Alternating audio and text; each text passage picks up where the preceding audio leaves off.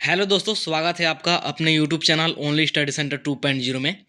तो इस वीडियो में हम लोग क्लास 12th का केमिस्ट्री का मॉडल पेपर सॉल्यूशन देखने वाला है 2024 का। हम लोगों ने एक्चुअली दो वीडियो पहले ही कंप्लीट कर लिया है। एक में हम लोगों ने एमसीक्यू को कंप्लीट कर लिया है और एक में सब्जेक्टिव क्वेश्चन को कंप्लीट किया है, जिसमें कि हम लोगों ने 5 मार्क्स वाला को छोड़ा था। 2 मार्क्स और जो भी आपके 3 मार्क्स वाले क्वेश्चन थे वो हम लोगों ने कंप्लीट कर लिया था, और इसमें हम लोग 5 मार्क्स वाले क्वेश्चन को देखने वाले हैं, जो कि मोस्ट इंपॉर्टेंट है। और हिंदी और इंग्लिश हम लोग दोनों मीडियम में देखेंगे, क्योंकि ऑब्वियसली यहाँ पर हमारे पास दोनों मीडियम के स्टूडेंट हैं। ठीक है, चलिए वीडियो को स्टार्ट करते हैं। और वीडियो को स्टार्ट करने से पहले हमारे चैनल पर नए हो तो चैनल को सब्सक्राइब करके जरूर रख लीजिएगा, साथ ही बेल आइकन को भी प्रेस कर लीजिएगा, और वीडियो को अपने दोस्तों के पास एक बार शेयर जरूर कीजिएगा। छोटा सा वर्क दे रहा हूँ, आप लोग वीडियो को तो शेयर कर ही सकते हैं। चलिए यहाँ पर हम लोग देखेंगे, हर एक पॉइंट को समझेंगे, आप लोग कहीं पर कोई कंफ्यूजन नहीं रहेगा। साथ ही आप लोग को नोट्स वगैरह भी मिल जाएगा। नोट्स वगैरह भी आप लोग चाहे तो खुद से भी तैयार कर सकते हैं, हिंदी और इंग्लिश, क्योंकि मैं दोनों में बताने वाला हूँ। किसी भी बच्चे को कोई भी प्रॉब्लम यहाँ पर होगा नहीं। चलिए स्टार्ट कर देते हैं। इंट्रोडक्शन वगैरह की बात हम लोगों ने प्रीवियस वीडियो में कर लिया था, तो यहाँ पर इंट्रोडक्शन की बात नहीं करेंगे, डायरेक्ट हम लोग क्वेश्चन देखेंगे। तो देख लीजिए, यहाँ से आप लोग का लॉन्ग आंसर टाइप क्वेश्चन, मतलब कि 5 मार्क्स वाले क्वेश्चन यहाँ से आप लोग के हैं।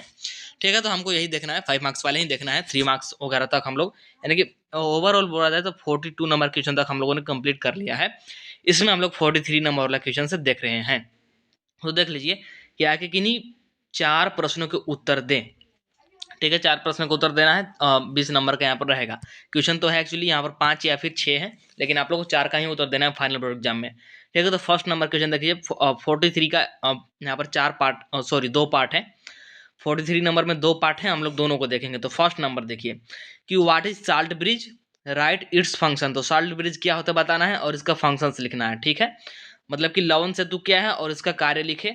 फिर बी में है कि if a current of 1.5 flows through a metallic wire for 3 hours, then how many electrons would flow through the wire. किसी धात्विक तार से 1.5 एम्पियर विद्युत धारा 3 घंटे तक प्रवाहित हो रहा है। कितने घंटे तक? 3 घंटे तक। तो हमको क्या बताना है? इलेक्ट्रॉन के प्रवाह की संख्या बताना है। ठीक है, तो चलिए हम लोग इसको देख लेते हैं।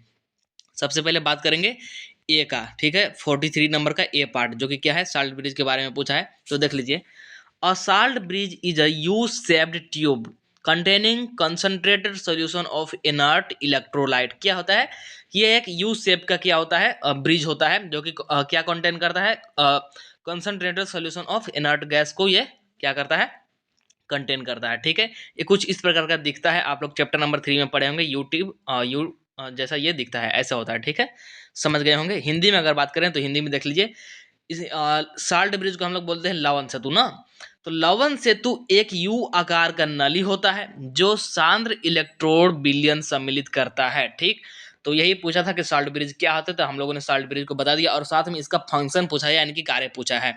तो देख लीजिए, इसका हम लोग यहाँ पर फंक्शन भी लिखे हुए हैं, यानी कि कार्य क्या है। तो इसके 2 फंक्शन हम लोगों ने यहाँ पर लिखा है। ठीक है, तो क्या है?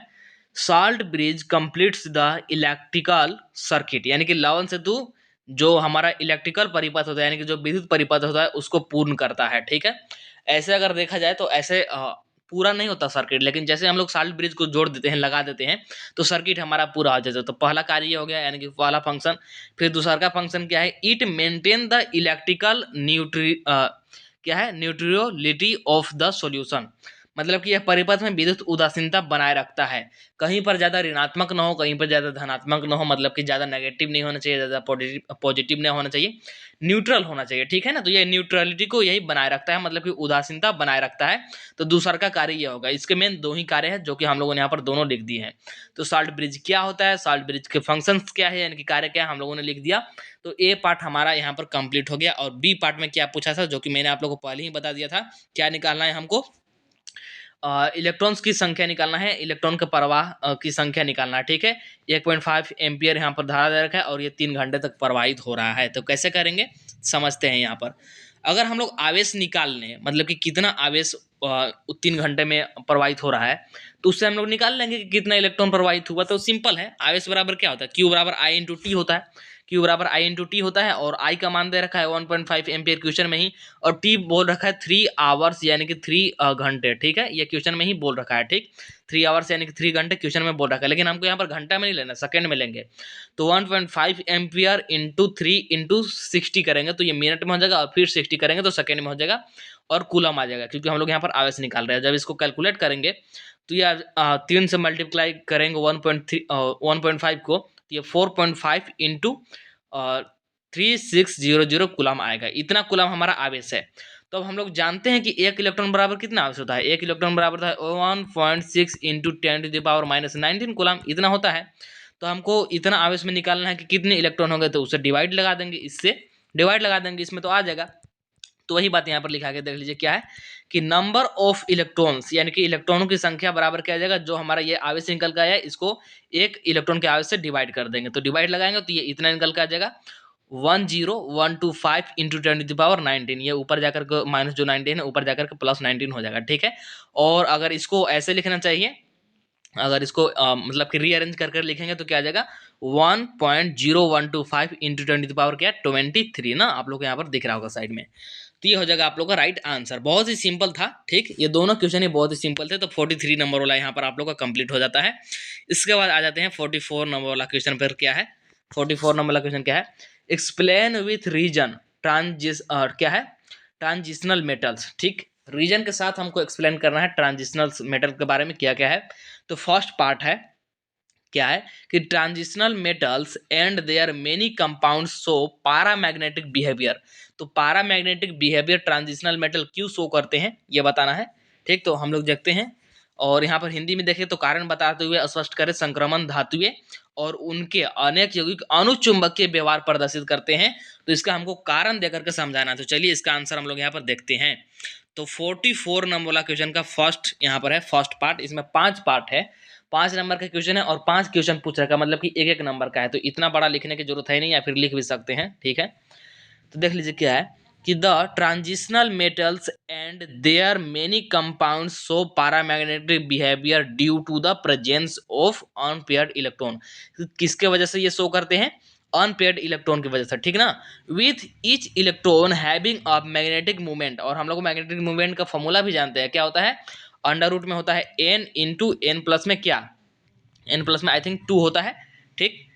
n प्लस में 2 या फिर 1 होता है, एक बार आप लोग कमेंट भी कर दीजिएगा, ठीक है। तो यहाँ पर क्या हो जाएगा, magnetic movement associate with its spin angular momentum and orbital angular momentum. तो ये हो गया, इसका हम लोगों ने कारण सहित यहाँ पर व्याख्या कर दिया। अगर हिंदी में देखना चाहे तो हिंदी में भी देख लीजिए। संक्रमण धातुएं तथा उनके बहुत सारे यौगिक अनुचुंबकीय व्यवहार दिखाते हैं क्योंकि उनके पास अयुग्मित इलेक्ट्रॉन होता है, ठीक।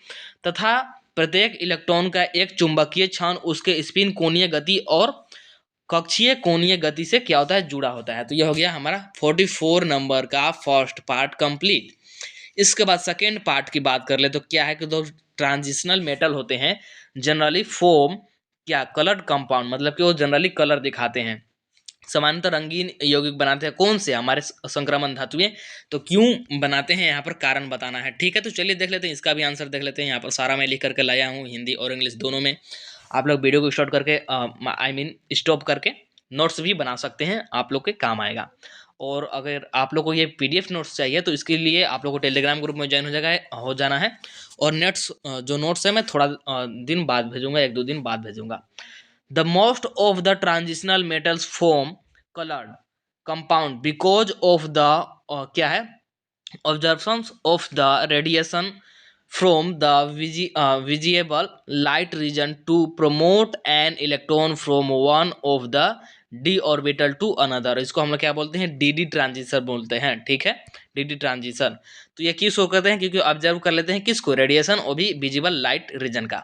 और हिंदी में देखें तो यहाँ पर देख लीजिए कि संक्रमण धातुओं के अधिकांश संकुल रंगीन होते हैं क्योंकि ऐसा एक d ऑर्बिटल से दूसरे d में एक इलेक्ट्रॉन को बढ़ावा देने के लिए दृश्य प्रकाश क्षेत्र से विकिरण के अवशोषण के कारण होता है, ठीक। सिंपल था, सिंपल था, तो समझ गए होंगे। इसके बाद देख लीजिए यहाँ पर थर्ड है, इसी में थर्ड पार्ट है, क्या है कि exhibit a variable oxidation state, मतलब कि परिवर्ती ऑक्सीकरण अवस्था दर्शाते हैं। कौन से, हमारा ट्रांजिशन मेटल यानी कि संक्रमण धातुएं। तो इसका कारण बताना है क्यों दर्शाते हैं। तो चलिए हम लोग इसका भी आंसर देख लेते हैं। यहाँ पर सिंपल ही इसका भी है कि ट्रांजिशनल एलिमेंट्स या फिर बोल सकते हैं मेटल सो यहाँ पर देख सकते हैं variable oxidation states because their valence electron are in 2 different set of orbital, जिसको कि हम लोग IE यहाँ पर दिखा सकते हैं n-1 d and ns orbital. The energy difference between these orbital is very less, और इनके बीच जो एनर्जी डिफरेंस है बहुत ही कम है, ठीक। Hence both the energy levels can be used for bond formation, और ये बॉन्ड फॉर्मेशन के लिए यूज करते हैं, और इसीलिए यहाँ पर ये वेरिएबल ऑक्सीडेशन स्टेट दिखाते हैं। हिंदी में देख लीजिए कि संक्रमण धातु बोल लीजिए या फिर तत्व बोल लीजिए, संक्रमण तत्व परिवर्तनशील ऑक्सीकरण अवस्था प्रदर्शित करते हैं क्योंकि इनके n-1d तथा ns कक्षकों का ऊर्जा में अंतर बहुत कम होता है तथा इनके d कक्षकों में अयुग्मित इलेक्ट्रॉन भी पाए जाते हैं, अतः ns इलेक्ट्रॉन के साथ n-1d इलेक्ट्रॉन भी बंध बनाने में प्रयुक्त होते हैं, ठीक। इसलिए ये वेरिएबल ऑक्सीडेशन स्टेट यानी कि परिवर्ती ऑक्सीकरण अवस्था दिखाते हैं। अब यहाँ पर दो पार्ट इसके और बच गए हैं, तो देख लीजिए, हम लोग दोनों पार्ट को अब साथ में देख लेते हैं क्या है। तो फोर्थ नंबर बोला कि and their many compound act as a good catalyst, और इसके बहुत सारे कंपाउंड एक गुड कैटलिस्ट की तरह बिहेव करते हैं, तो ऐसा क्यों बताना है। और फिर 5 नंबर वाला में है कि enthalpies of atomization are high, और इसका जो एटोमाइजेशन एंथैल्पी होता है ये हाई होता है, तो इसका भी बताना है। हिंदी में देख लीजिए कि जो संक्रमण धातुएं होती है यानी कि जो ट्रांजिशनल मेटल होते हैं उनके अनेक यौगिक अच्छे उत्प्रेरक का कार्य करते हैं। उत्प्रेरक का मतलब हो गया कैटलिस्ट। और फिर इसी में पूछा कि कॉनन एंथैल्पी का मान उच्च होता है, किसका, संक्रमण धातुओं का यानी कि ट्रांजिशनल मेटल का। तो ऐसा क्यों होता है, कारण सहित हमको बताना है। तो चलिए हम लोग इसको देख लेते हैं। 4th और 5 पार्ट वाला है हमारा, ठीक है। तो देख लीजिए, transitional element and their compound acts as a good catalyst can be explained by 2 basic facts. इसको हम लोग 2 बेसिक फैक्ट से यहाँ पर क्या कर सकते हैं, एक्सप्लेन कर सकते हैं। कौन कौन सा फैक्ट है देख लीजिए। फर्स्ट है कि provide suitable surface for the reactions to occur, ठीक।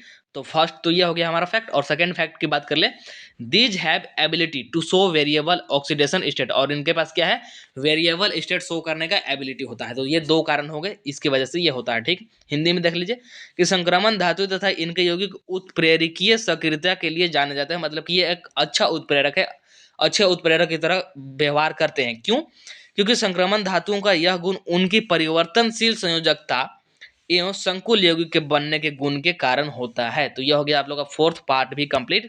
और 5th पार्ट देख लीजिए, यहाँ पर हमसे पूछा था एंथैल्पी के बारे में। तो देख लीजिए, ट्रांजिशनल एलिमेंट्स या फिर बोल सकते हैं metal have a highly effective nuclear charge and a large number of valence electrons, therefore they form very strong metallic bonds, as a result the enthalpies of atomization are high। और इसी वजह से जो एंथैल्पी होता है क्या होता है, हाई होता है, किसका, ट्रांजिशनल मेटल का। हिंदी में दिया गया है कि संक्रमण धातुओं की कॉनन एंथैल्पी के मान उच्च होते हैं क्योंकि इनके परमाणु में अयुग्मित इलेक्ट्रॉन की संख्या अधिक होती है। तो यहाँ पर आप लोग का 44 नंबर वाला कंप्लीट होता है। यहाँ पर 5 पार्ट देख सकते हैं कि लिखने वाले में बहुत आप लोग को इफर्ट करना पड़ेगा लिखने वाले में, इसलिए आप लोग ज़्यादा प्रयास कीजिएगा कि न्यूमेरिकल करने का कोशिश कीजिएगा, ठीक है। न्यूमेरिकल या फिर जो भी यौगिक बनाने वाले होते हैं, कंपाउंड बनाने वाले होते हैं, ठीक है ना, क्योंकि आप लोग को लिखना ज़्यादा पड़ेगा। अब देख लीजिए 55 नंबर वाला क्या है कि define A B C D and E in the following, निम्नलिखित में ए बी सी डी तथा ई को पहचाने। सिंपल यहाँ पर दिया गया है, ए यहाँ पर क्या बनेगा, बी क्या बनेगा बताना है। तो 45 नंबर का फर्स्ट पार्ट है CH3CHO दिया गया है, और यहाँ पर HCN हमको कैटलिस्ट दे दिया है, तो ए क्या बनेगा, मतलब कि इसका प्रोडक्ट क्या होगा। और फिर H2 लगाएंगे ये इस ए प्रोडक्ट में, तो फिर बी क्या बनेगा यहाँ पर हमको बताना है। तो चलिए देख लेते हैं 45 नंबर का, यहाँ पर ये फर्स्ट पार्ट है ना। तो 45 का यहाँ पर देख लीजिए, फर्स्ट हमको दे रखा CH3CHO दिया था, तो इसको मैंने यहाँ पर खोल के लिख दिया CH3C डबल बॉन्ड OH। ये क्या है, ये हमारा एसिटल्डिहाइड है, और हमको HCN दे रखा है, ठीक है। तो इससे हमारा ए प्रोडक्ट क्या बनेगा, ये हमारा बनेगा CH3C, और यहाँ पर डबल बॉन्ड 2 करके OH लग जाएगा, और यहाँ पर H, और यहाँ पर लग जाएगा NC। ये हमारा क्या है, ये हमारा साइनो क्या है, नाइट्रीन है, ठीक है, साइनो नाइट्रीन। और फिर इसको अगर जल देते हैं, मतलब कि जल से रिएक्शन कराते हैं, तो फिर हमारा बी प्रोडक्ट क्या बनेगा, CH3C, और ऊपर तो हमारा OH रहेगा, यहाँ भी OH रहेगा, लेकिन यहाँ पर कार्बोक्सिलिक बन जाएगा, कार्बोक्सिलिक, ठीक है। तो ये हमारा ए पार्ट कंप्लीट हो गया। इसी के बाद यहाँ पर बी पार्ट में पूछा था, देख लीजिए, ये हमारा बी वाला है। बी वाला CH3CH2C डबल OH दिया है, मतलब कि कार्बोक्सिलिक दिया है, 2 कार्बन वाला, ठीक है, 2 कार्बन वाला, यहाँ पर 3 कार्बन वाला दिया है कार्बोक्सिलिक। तो और यहाँ पर हमको कैटलिस्ट में 2 कैटलिस्ट दे रखा है, पहले तो दिया है Cl2 फास्फोरस की उपस्थिति में और फिर H2O, तो क्या बनेगा सी प्रोडक्ट हमको बताना है। तो ये क्या बनेगा CH3, और यहाँ देख लीजिए यहाँ पर जो यहाँ पर ग्रुप लगा हुआ है जो भी कार्बोक्सिलिक है उसके बगल में जो है उससे यहाँ पर एक हाइड्रोजन को हटा देगा, यहाँ से एक हाइड्रोजन को हटा देगा और ये Cl जाकर के लग जाएगा, तो एक हाइड्रोजन यहाँ पर हट गया और Cl आकर के लग गया और कार्बोक्सिलिक एज इट इज, तो ये हमारा प्रोडक्ट बन जाएगा। इसके बाद देख लीजिए सी पार्ट में CH3COCl दे रखा है और H2 दे रखा है और PDBaSO4 दे रखा है और हमको डी प्रोडक्ट पूछा है, और ऐसे यहाँ पर डी पार्ट में दिया गया K2Cr2O7 H प्लस की उपस्थिति में, तो ई प्रोडक्ट पूछा है CH3CHO दिया है, मैंने यहाँ पर लिख भी रखा है, तो यहाँ पर देख लीजिए हम लोग यहीं से देख लेते हैं। तो दिया था CH3COCl और H2PDBaSO4, इस रिएक्शन को हम लोग क्या बोलते हैं, इसको बोलते हैं रोजनमंड रिएक्शन, यानी कि रोजनमंड अभिक्रिया, हिंदी में भी रोजनमंड ही होता है। तो क्या बनेगा यहाँ पर, क्या बनता है CH3C और यहाँ पर डबल बॉन्ड हो जाएगा, ठीक, और यहाँ पर Cl की जगह पर H आकर के लग जाएगा और HCl बाहर, यहाँ पर ये जो एक H है यहाँ पर से एक Cl निकल करके लेकर के बाहर निकल जाएगा, ठीक है, तो ये हमारा प्रोडक्ट बन जाएगा। और इसी में डी पार्ट पूछ रखा था कि CH3CHO दिया है, मतलब कि यहाँ पर एल्डिहाइड दिया हुआ है, ठीक है, और यहाँ पर K2Cr2O7 H प्लस दिया है, ठीक है, तो क्या बनेगा, ये हमारा कार्बोक्सिलिक बन जाएगा, कार्बोक्सिलिक, तो यहाँ पर ये हो जाएगा आप लोग का डी का, ठीक। इसके बाद यहाँ पर देख लीजिए 46 नंबर वाला क्वेश्चन क्या पूछा है, 46 नंबर वाला देख लीजिए कि right short notes on the flowing, short notes लिखना है कौन से, कैनिजारो रिएक्शन पर है, फिर है क्लेमेंसन रिडक्शन पर है, फिर है हाफमैन ब्रोमाइड रिएक्शन, हिंदी में है कि निम्नलिखित पर संक्षिप्त टिप्पणी लिखे, और हिंदी में इन लोग का नाम वही होता है, कैनिजारो अभिक्रिया, क्लेमेंसन अवकरण और हाफमैन ब्रोमाइड अभिक्रिया, हिंदी और इंग्लिश में नाम ये सेम ही होता है क्योंकि ये नेम रिएक्शन है, नेम रिएक्शन, और ये बहुत ही इंपॉर्टेंट होते हैं। तो देख लीजिए यहाँ पर मैं यहाँ पर सारा लेकर के लाया हूँ हम, हिंदी और इंग्लिश दोनों में। तो सबसे पहले है यहाँ पर देख लीजिए 46 का ए पार्ट, कैनिजारो रिएक्शन, ये क्या होता है, when an aldehyde having no alpha hydrogen, क्या हो इसके पास अल्फा हाइड्रोजन नहीं होना चाहिए, atom is treated with concentrated NaOH, और इसको किससे ट्रीट करेंगे, कंसंट्रेटेड NaOH से, it undergoes solely oxidation and reduction, यहाँ पर क्या होगा, ऑक्सीडेशन और रिडक्शन दोनों होगा, और इसको हम लोग क्या बोलते हैं, डिसप्रोपोर्शनेशन रिएक्शन बोलते हैं, to form sodium salt of carboxylic acid and alcohol, Hindi में देख सकते हैं। अभी मैं यहाँ पर इसका रिएक्शन नीचे भी मैं बताऊंगा, रिएक्शन आप लोगों को दिख भी रहा होगा, वह अभिक्रिया जिसमें वे एल्डिहाइड जिनमें अल्फा हाइड्रोजन नहीं होता है NaOH विलयन के साथ अभिक्रिया उनके एल्कोहल व कार्बोक्सिलिक अम्लों की Na या फिर K के लवण देते हैं, तो इसी को हम लोग बोलते हैं कैनिजारो रिएक्शन या फिर कैनिजारो अभिक्रिया, ठीक है। यहाँ पर देख लीजिए इसका रिएक्शन कैसे होगा, यहाँ पर 2 लेंगे, 2HC डबल बॉन्ड OH लेंगे और इसको कॉन्सेंट्रेटेड H2SO के साथ ट्रीट करेंगे, ठीक है, तो हमारी ये बनेगा HC डबल बॉन्ड ONA बनेंगे यहाँ पर, और यहाँ पर एल्कोहल बन जाएगा, ठीक है। और इसके अलावा हम लोग चाहे तो ये भी ले सकते हैं, अगर यहाँ पर बेंजिल डिहाइड लिया है, अगर बेंजिल डिहाइड लेते हैं तो ये भी 2 लेंगे, 2 बेंजिल डिहाइड लेंगे, कंसंट्रेटेड NaOH लेंगे, तो यहाँ पर क्या बनेगा, यहाँ पर इसका ONA लगेगा, यहाँ पर बेंजीन में ONA लगेगा और यहाँ पर एल्कोहल वाला ही रहेगा, यहाँ पर CH2OH लग जाएगा, ठीक है, बेंजीन के साथ। तो इस प्रकार से आप लोग हो जाएगा। फिर सेकेंड में पूछा था क्लेमेंसन रिडक्शन, यानी कि क्लेमेंसन अवकरण बोलते हैं ना, तो देख लीजिए ये क्या होता है कि वेन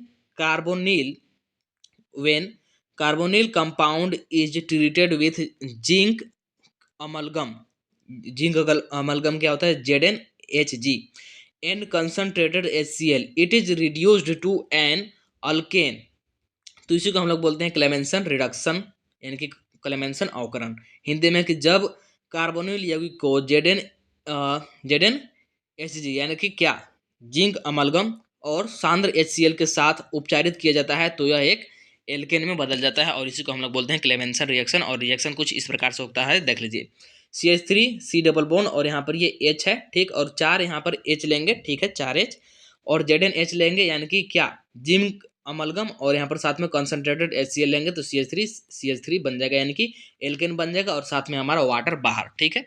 और इसको हम लोग ऐसे भी लिख सकते हैं, मतलब कि ये भी हो सकता है CH3C डबल बॉन्ड हो और यहाँ पर भी CH3 है, मतलब कि यहाँ पर भी कार्बन ही है, तो यहाँ पर भी 4 हाइड्रोजन ही लेंगे और कैटलिस्ट के रूप में वही लेंगे ZnHg यानी कि जिंक अमलगम और कंसंट्रेटेड HCl, और यहाँ पर ये क्या बन जाएगा CH3, और यहाँ पर देख लीजिए 2 कार्बन है इसलिए एक और यहाँ पर जुड़ेगा, तो CH3CH2 सॉरी 3 कार्बन है तो 3 कार्बन का ही बनेगा, CH3CH2 CH3 और जल यहाँ भी बाहर निकलेगा। और इसमें तीसरा का पार्ट पूछा था जो कि है हाफमैन ब्रोमाइड रिएक्शन, यानी कि हाफमैन ब्रोमाइड अभिक्रिया। ठीक, यहाँ तक तो नाम सेम ही है, बस रिएक्शन अभिक्रिया होता है। तो देख लीजिए क्या कि when a primary amide is heated with NaOH solution and Br2 form a lower primary amine, इसी को हम लोग बोलते हैं हाफमैन ब्रोमाइड रिएक्शन। हिंदी में कि जब प्राथमिक एमाइड को NaOH विलयन और Br2 के साथ गर्म करके निम्न प्रकार के प्राथमिक एमीन बनाया जाता है तो उसी को हम लोग क्या बोलते हैं, उसी को बोलते हैं हाफमैन ब्रोमाइड अभिक्रिया। और इसका अगर रिएक्शन देखें तो देख लीजिए रिएक्शन कुछ इस प्रकार का होता है, CH3 C double bond O NH2 लेंगे, यह हो गया हमारा प्राइमरी एमीन बोल सकते हैं, प्लस में Br2 और 4 NaOH ले लेंगे। ठीक है, तो क्या बनेगा CH3 NH2 बनेगा, प्लस में Na2 CO3 और प्लस में 2 NaBr और प्लस में H2O। ये सब साइड प्रोडक्ट है, इतना साइड प्रोडक्ट आप लोग चाहे तो नहीं लिखेगा तभी चल सकता है। ठीक है, नेक्स्ट देख लेते हैं 47 नंबर क्वेश्चन क्या है। 47 नंबर 47 देख लीजिए क्या है, QY ओ नाइट्रोफिनॉल मतलब कि ortho nitrophenol is more volatile than P nitrophenol, यानी कि इसको हम लोग क्या बोलते हैं, इसको हम लोग बोलते हैं पारा नाइट्रोफिनॉल। ठीक है, तो क्यों आर्थो नाइट्रोफिनॉल पारा नाइट्रोफिनॉल से अधिक वाष्पशील होता है, तो बहुत ही सिंपल आंसर है। 2 मार्क्स का ये क्वेश्चन पूछा गया है, तो थोड़ा सा लिखेंगे इसको, देख लीजिए कैसे लिखेंगे, देख लीजिए। Ortho nitrophenol is more volatile than para nitrophenol due to the presence of intramolecular hydrogen bonding. Intramolecular hydrogen bonding का मतलब क्या होता है, इंट्रा मतलब होता है कि सेम अणु के साथ, मान लीजिए जैसे ये है हमारा, ठीक है, मान लीजिए ये है और यहाँ पर ऑर्थो पर क्या बना दिया, NH2 बना दिया। ठीक है, क्या बोल रहा है NH2, हाँ NH2 बोल सकते हैं एक प्रकार से, और ये हमारा फिनॉल। तो यहाँ पर हाइड्रोजन बॉन्ड बन जाता है और ये एक ही अणु के बीच में बनता है, इसीलिए हम लोग बोलते हैं इसको इंट्रामोलिकुलर, मतलब कि अलग अलग यहाँ पर एटम नहीं है, एक ही एटम में बनता है। ठीक, तो उसको हम लोग बोलते हैं इंट्रामोलिकुलर। और क्या होता है पैरा नाइट्रोफिनॉल में, यानी कि इन पैरा नाइट्रोफिनॉल क्या बोलता है यहाँ पर इंटरमोलिकुलर बनता है। इंटरमोलिकुलर मतलब कि अलग अलग एटम के बीच बनता है। Hydrogen bonding is present this intermolecular hydrogen bonding causes the association of molecules, तो ये हो जाएगा इसका राइट आंसर। हिंदी में देख लीजिए कि आर्थोनाइट्रोफिनॉल पारा नाइट्रोफिनॉल से अधिक वाष्पशील होता है क्योंकि आर्थोनाइट्रोफिनॉल एक ही अणु के साथ हाइड्रोजन बंध बनाता है, सेम बात बोला गया है, जबकि पारा नाइट्रोफिनॉल अलग अलग अणुओं के साथ हाइड्रोजन बंध या फिर हाइड्रोजन अबंध बनाता है। तो ये हो जाएगा आप लोग का इसका राइट आंसर। और फिर इसमें प्रोडक्ट के बारे में पूछा गया है 47 नंबर में ही। एक तो ये क्या बोल सकते हैं, इसको डिफिनेशन टाइप का क्वेश्चन दे रखा था, और इसके बाद यहाँ पर ये न्यूमेरिकल टाइप का है, मतलब कि प्रोडक्ट वाला है, तो इसको हम लोग देख लेते हैं। प्रोडक्ट वाला बहुत ही सिंपल सिंपल पूछा है, देख लीजिए इसका कौन सा था 47 ना, हाँ 47 में। तो 47 का ये बी पार्ट है और बी पार्ट में ही ABC करके यहाँ पर दिया हुआ है। ठीक है, ABC करके एक एक नंबर का है। तो CH3CH और इसी पर OH दे रखा है और CH3 दे रखा है। ठीक है, ठीक, तो इसका यहाँ पर पूछ रहा है क्या, मतलब कि इसको हम लोग किससे रिएक्शन करा रहे हैं, Cu और 573 केल्विन पर, तो क्या बनेगा CH3 C double bond O और यहाँ पर भी CH3 और H2 हमारा बाहर आ जाएगा। ठीक है, H2 हमारा बाहर आ जाएगा, तो ये बन जाएगा।